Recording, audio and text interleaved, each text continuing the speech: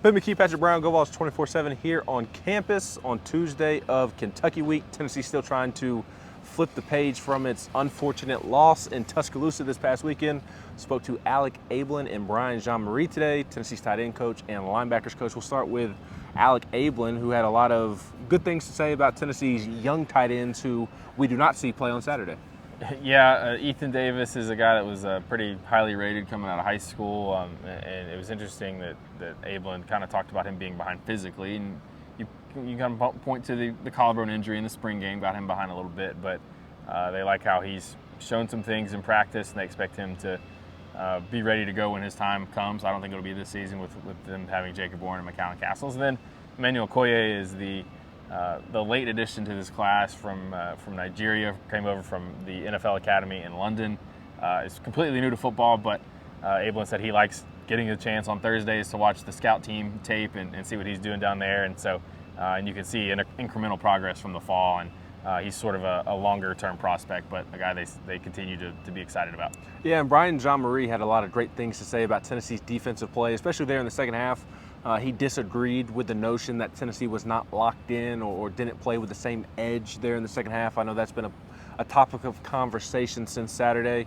In his mind, it was guys just not taking care of the small details here and there. And when you don't take care of the small details at a place like Alabama in Bryant-Denny Stadium, you're going to get the result that you got. Yeah, I think and of course you would expect him not to throw anybody under the bus, but the bottom line is in the past 4 games, Tennessee has given up a touchdown coming out of the second half on defense in 3 of them.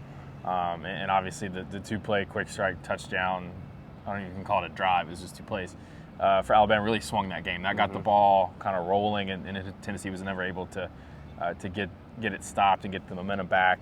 He said on the first play that the long run, that was a misfit on the run.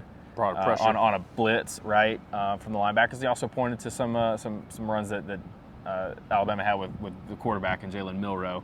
There are 3 in particular. I remember a couple of them were keepers that they just didn't fit right.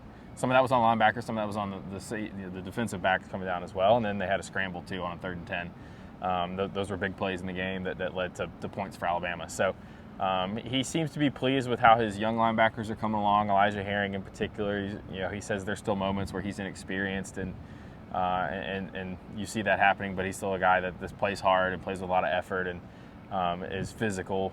And there's still some kind of flashes that he could be really good one day, but also inconsistency because he's a freshman, and he still thinks there's something, another level for Aaron Beasley to reach here at the back end of his final season. So, but yeah, I think they've got to clean up coming out of the second half on defense. Again, 3 touchdowns to start the third quarter in 4 games.